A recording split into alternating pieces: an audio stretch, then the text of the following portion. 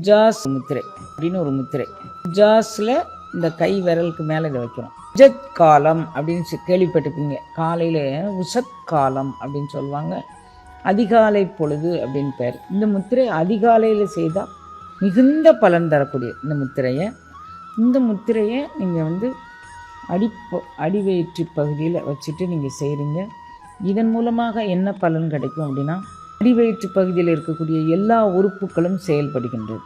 அது நன்றாக வேலை செய்ய உதவுகின்றது. அப்படிங்கிறது வரைக்கும் இதை வச்சுக்கலாம். அதிகாலை பொழுது செய்யணும். நாள் முழுதும் உற்சாகமாக நீங்கள் இருக்கலாம். நரம்பு மண்டலங்களை அப்படி ஓய்விலிருந்து தட்டி எழுப்பி காலை வேளையில் நம்மளை பழக்குவதற்கு இந்த முத்திரை உதவுகின்றது.